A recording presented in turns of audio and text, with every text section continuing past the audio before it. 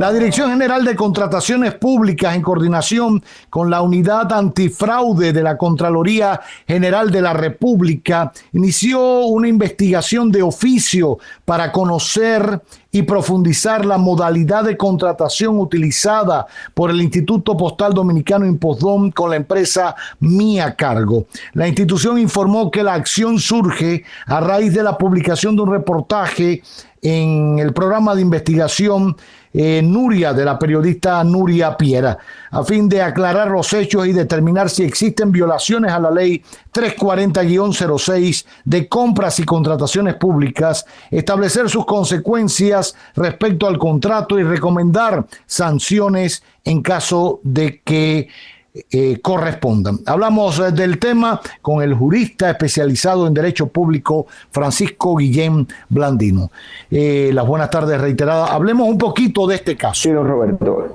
Recientemente sale esta investigación publicada sobre el contrato o acuerdo que ha realizado el Instituto Postal Dominicano con una empresa privada para realizar las funciones esenciales encomendadas a dicha institución.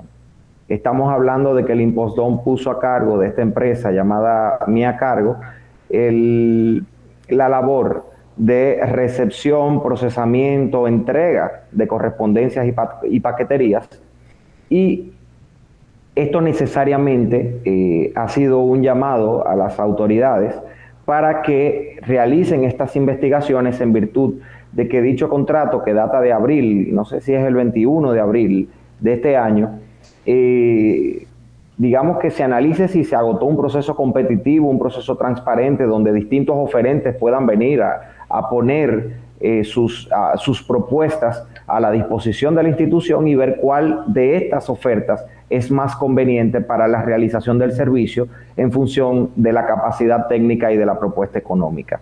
Esto es lo que mandaría la ley 340-06 en un caso de este tipo, pero hay que recordar, aquí es bueno hacer un pequeño aparte y recordar que la ley 340-06 de compras y contrataciones públicas y concesiones pues fue modificada luego de la aprobación de la ley de 40-27 sobre alianzas público-privadas. Y con esto se elimina todo lo relativo a las concesiones en la ley 340-06. ¿Por qué es importante esto? Bueno, porque en este acuerdo, en este tipo de acuerdo, no se está contratando un servicio para el Estado, no se está contratando una obra para el Estado, sino que se está poniendo a cargo de un particular, de una tercera persona de derecho privado, una función del Estado, y eso entra en la definición de esta figura jurídica conocida tradicionalmente como la figura de las concesiones. De este modo, como las concesiones han pasado a ser una de las formas, una de las manifestaciones de una figura mucho más amplia, que es la alianza público-privada, también entonces cabe preguntarnos si esto debió haberse regido por la ley 47-20 y no por la ley 340-06. En cualquiera de los casos, no se siguió un proceso competitivo, no se siguió un procedimiento transparente para seleccionar a este agente privado y de esa forma entonces otorgarle las facultades que tiene el Impostdom para la realización de un servicio público esencial. Y esto es fundamental. La correspondencia y la paquetería es un servicio público que está contenido en la ley 307 del año 1985 que crea el Impostdom y en la ley 40, que es la ley sobre cartas y correspondencias que data de la década del año 30. Entonces, ¿qué sucede aquí? La designación de la paquetería y de la correspondencia, del servicio de correspondencia como un servicio público esencial, eleva el carácter, la importancia de la transmisión de correspondencias y de paquetería, y por lo tanto se tienen que asegurar parámetros mínimos para el ofrecimiento del servicio. Ellos no podían tercerizar ese servicio, o sea, ¿eso no lo pueden hacer?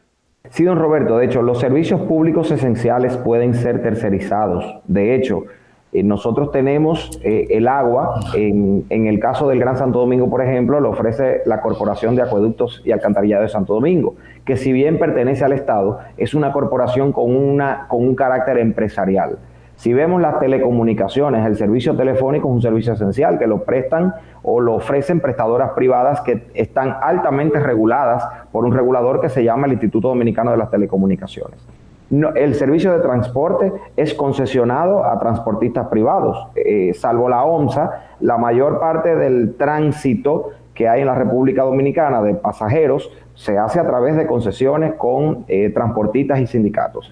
No, nosotros, por ejemplo, el sistema de educación, si bien tenemos un sistema público, bueno, hay opciones para la educación privada y lo mismo en el sistema de salud. Hay un régimen mixto donde entidades privadas pueden, con ajustados a la regulación que imponen los órganos reguladores de cada sector, pueden ofrecer un servicio que es un servicio público esencial. No se trata de que el Impostón no pueda tercerizar este tipo de servicios, amén de que es el único servicio que debe de ofrecer el Impostón, aparte, digamos, de llevar todo lo que tiene que ver con las postales, los timbrados y este tipo de cosas y los sellos. Pero es un servicio público que el Impostón puede o tercerizar o puede apoyar algunas obligaciones accesorias o principales en su contrato con los usuarios, lo puede tercerizar perfectamente con una empresa privada. El problema aquí es que esa tercerización, esa externalización de una tarea esencial a cargo de una entidad del Estado, tiene que agotar un proceso competitivo y transparente para que pueda ser otorgado o concesionado a un oferente que realmente cumpla con las calidades técnicas y que su propuesta económica sea beneficioso para la sociedad y el Estado dominicano. Pero es muy llamativo que esta ley 307 del año 1985, que es la que crea el Impostón, establece lo siguiente en su último considerando, que las funciones, cito, que las funciones de correos en el ámbito interno e internacional ejercidas por terceros, correos paralelos, aumenta en detrimento del servicio que presta en la actualidad la Dirección General de Correos de nuestro país. Esa era la que precedía al Impostón.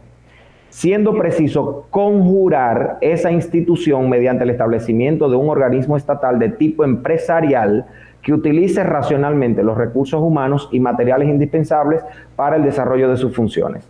Bien, entonces se crea el Instituto Postal Dominicano. Hay una expresión, una manifestación por parte del legislador en el año 1985 de que esta institución maneja el servicio directamente. Y esto también hay que verlo conjugado con la Ley 40, que establece 5 categorías de correspondencias. Y las correspondencias de primera categoría son correspondencias que no pueden ser tercerizadas. Y esto también lo establece la ley 40 y la ley 307. Entonces, cuando uno ve esto y uno se enfrenta con una realidad de que absolutamente todos los servicios del Impostón han sido tercerizados a una empresa que no compitió con otras empresas del sector, sean nacionales o sean extranjeras, pues uno ve que hay unos visos de irregularidad bastante importantes. De hecho, el artículo 3 de la ley 307 dice que el Impostón es el único que puede ejercer el monopolio de recibir, transportar y entregar la correspondencia de primera clase o primera categoría señalada en el artículo 9 de la Ley de Comunicaciones Postales número 40 del año 63. Corrijo la fecha, había dicho de la década del 30, es del año 1963. ¿Por qué? Porque esta correspondencia de primera clase establecida en la Ley 40 del 63 es la correspondencia vital que tiene que ser garantizada de acuerdo a la Constitución por la privacidad de la correspondencia y de las comunicaciones. Entonces no podemos poner un mandato legal de rango constitucional tan importante en manos de una tercera persona que por demás ni siquiera ha competido con otras empresas para presentar una oferta de manera transparente en un proceso que pueda acreditar la integridad del mismo. Esto es muy peligroso.